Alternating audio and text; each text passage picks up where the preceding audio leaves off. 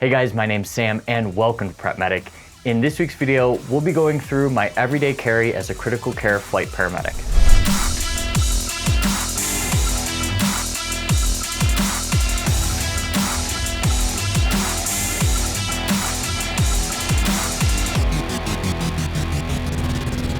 So I recently took a job as a critical care flight paramedic. We fly out of A-Stars, which are very, very small helicopters. Patient care can be logistically challenging in the back, and you don't have a lot of room to move around.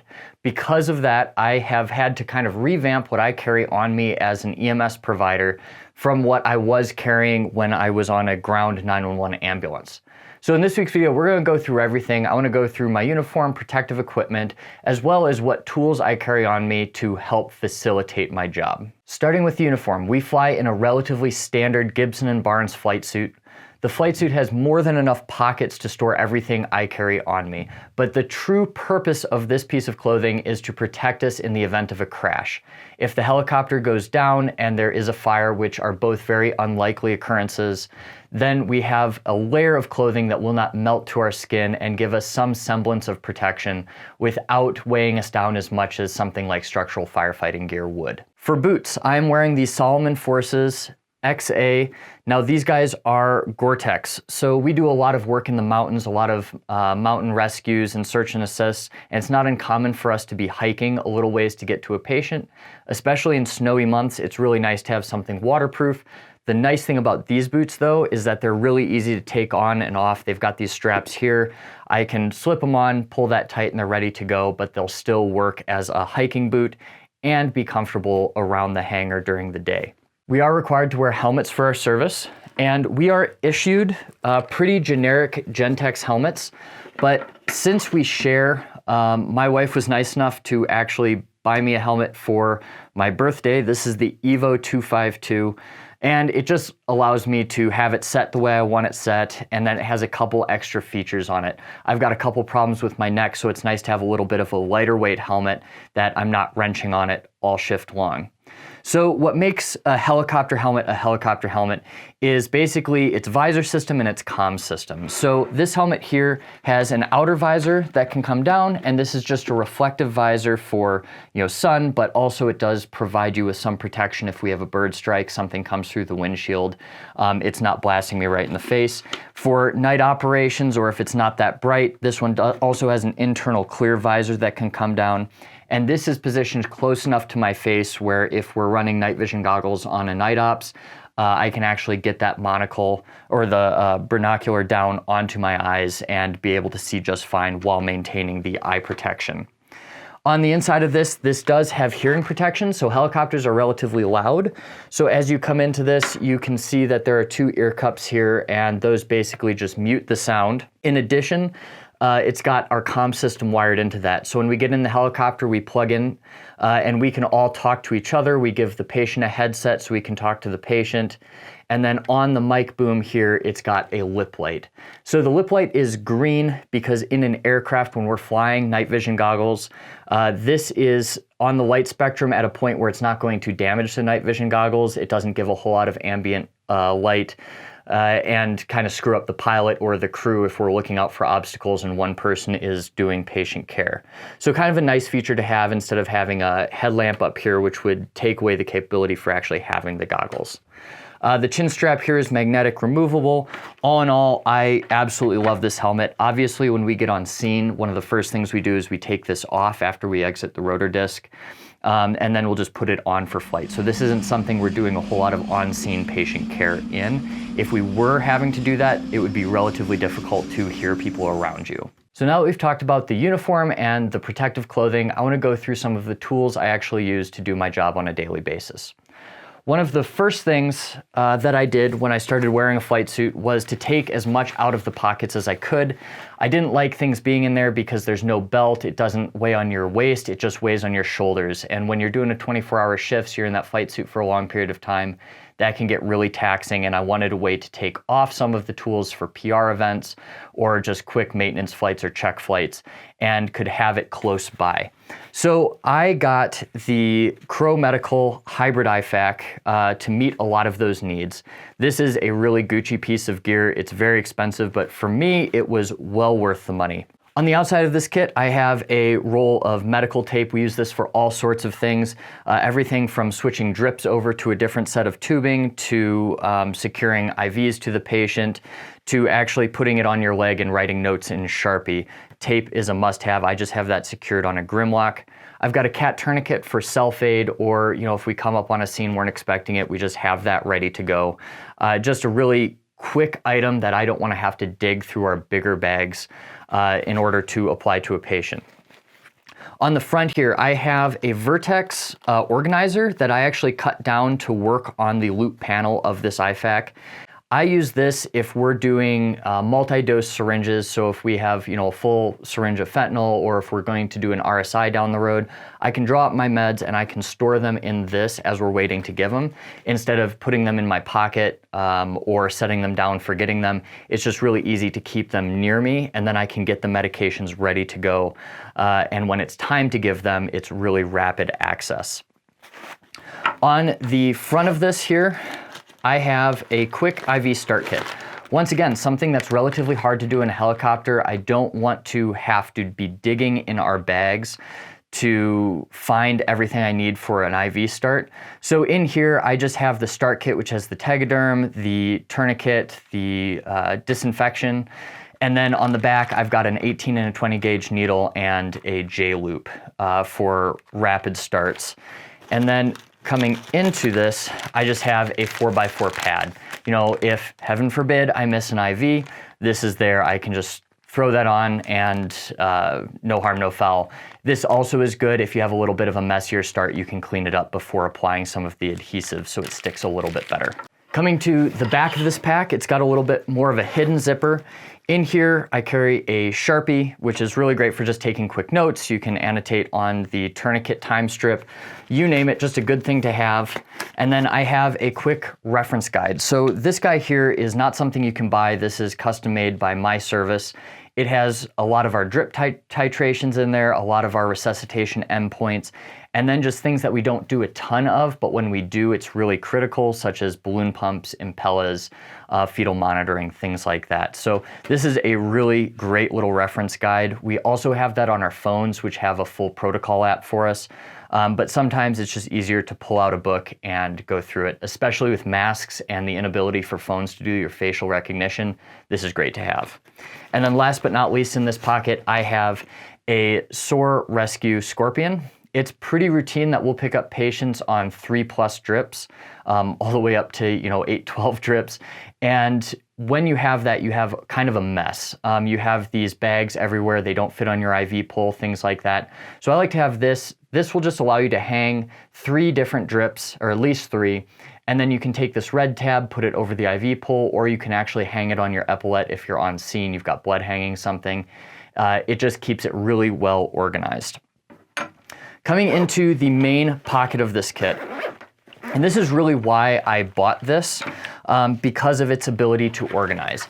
Most of what's in the main pocket here is for med administration.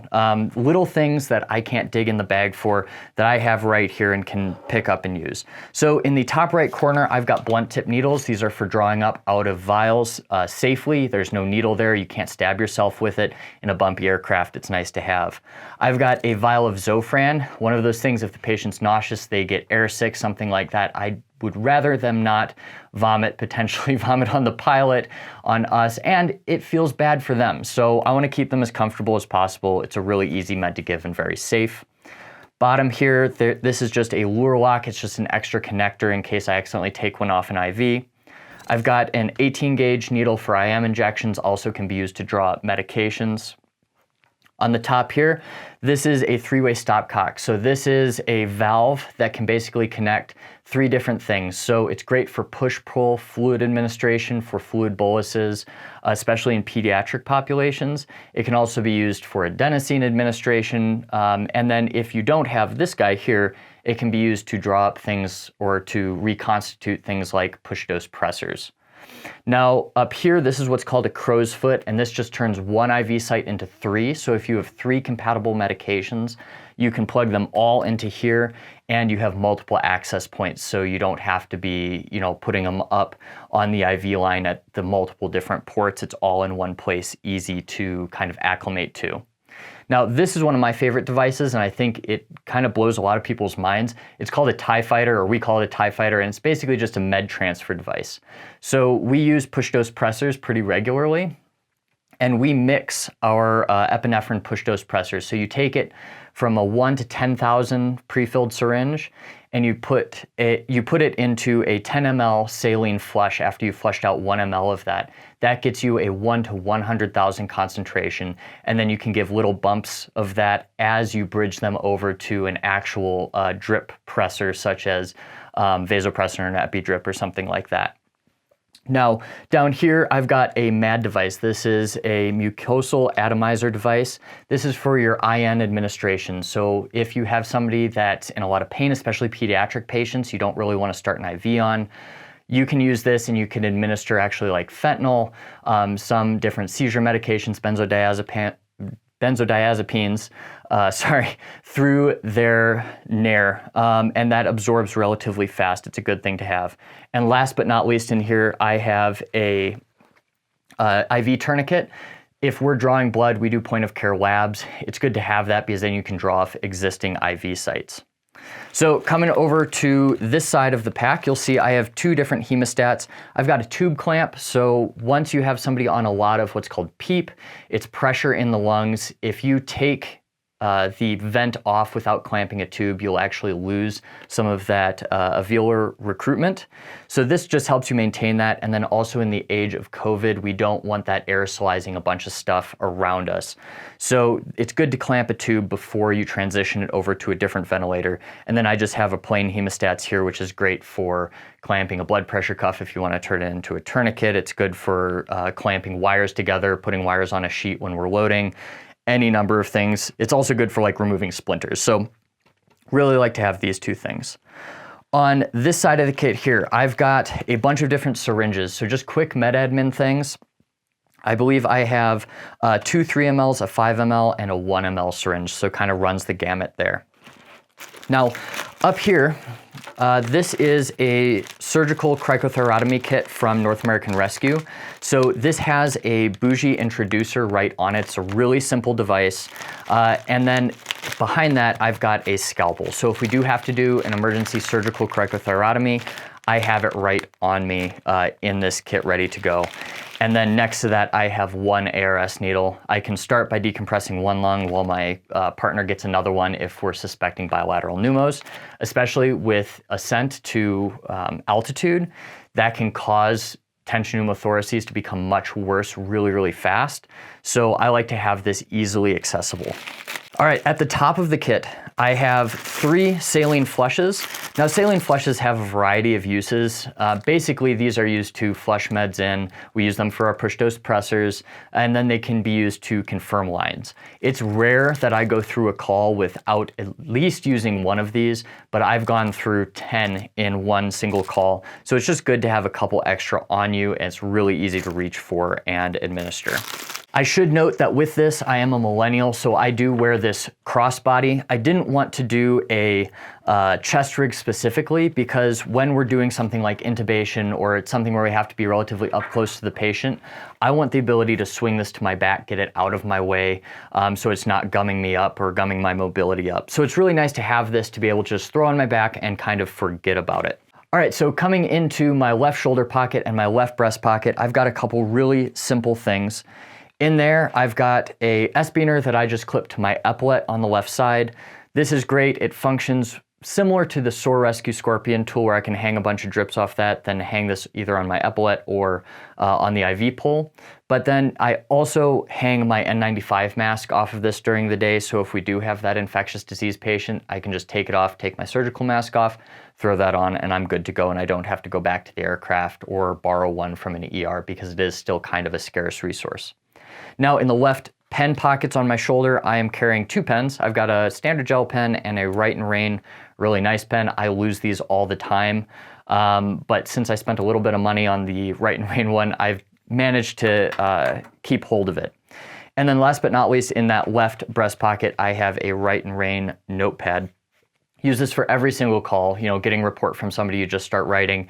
And then as you go, we have to document these things after the fact. So if we titrate a pressor or start a different intervention, I can just timestamp it in here really, really quickly. Some people have said that gel pens don't work on the Write and Rain notepads. I have not noticed that. These work relatively well and I have never had an issue. Coming down to the left cargo pocket, I am carrying a Streamlight Sidewinder 2.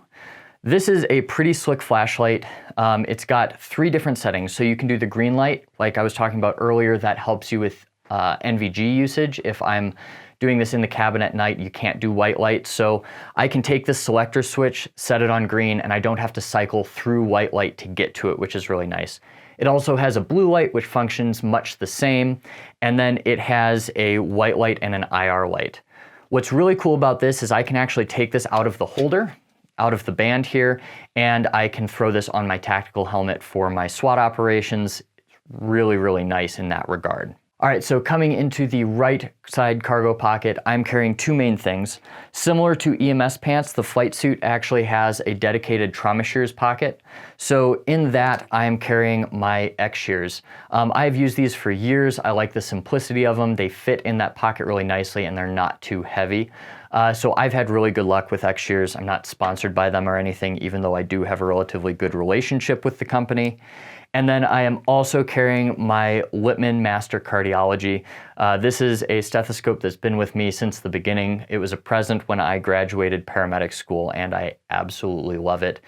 Stethoscopes are something where if you're in the medical field and you plan to be here for a while, I'd invest and just keep it for years and years and years because a good stethoscope isn't going to die on you. So for eye protection on scene, I am using Oakley safety glasses. I honestly don't even know which specific model this is, but I bought them on Oakley SI, which if you're law enforcement, EMS, military, you can get Oakleys for like 50% off. They're not that expensive.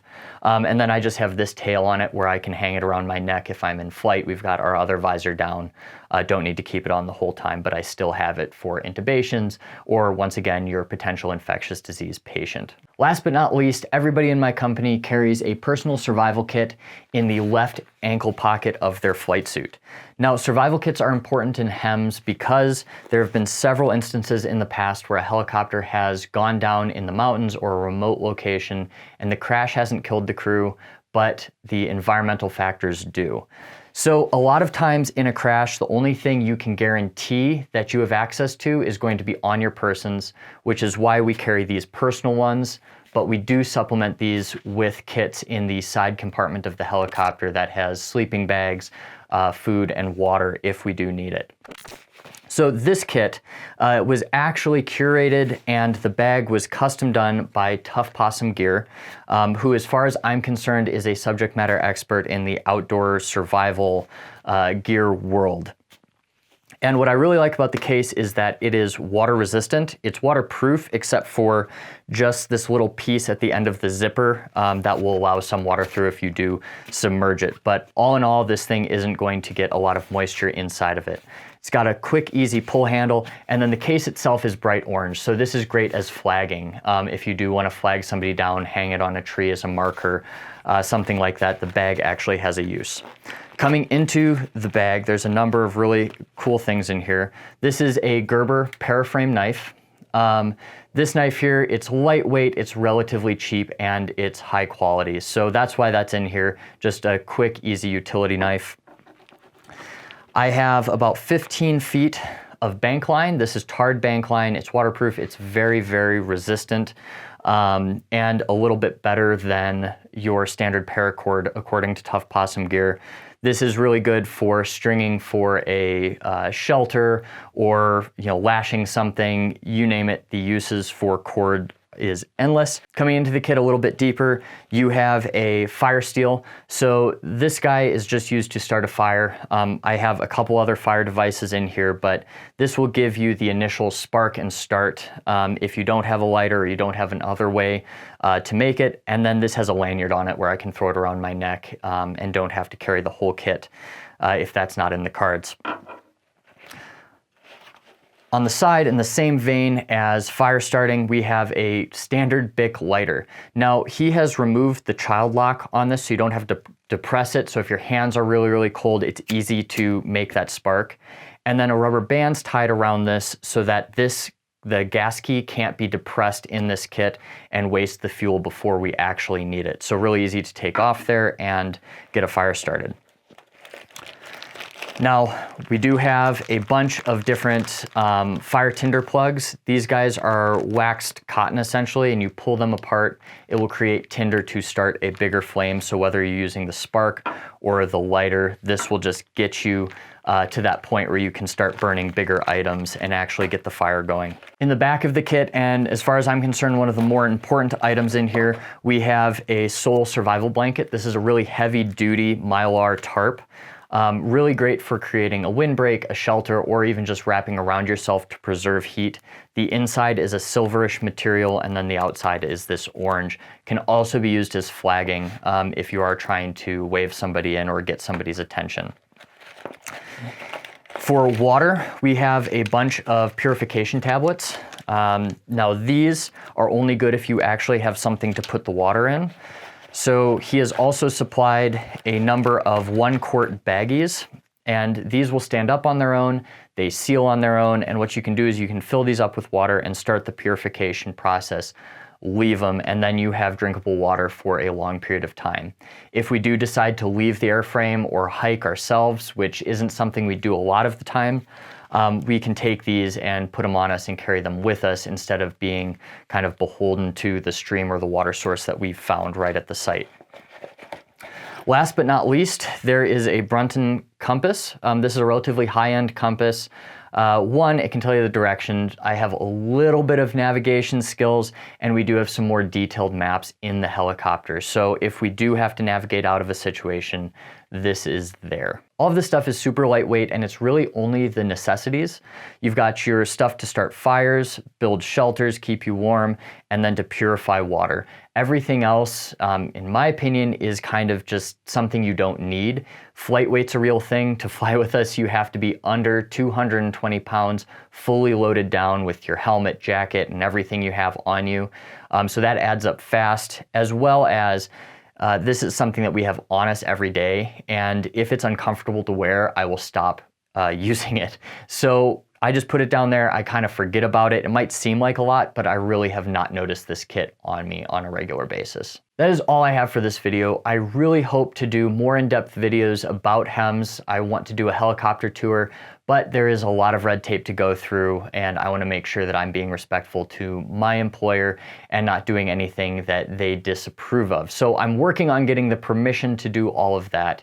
In the meantime, if you have any questions about anything I showed you today, please leave them in the comments down below, and I will see you next week.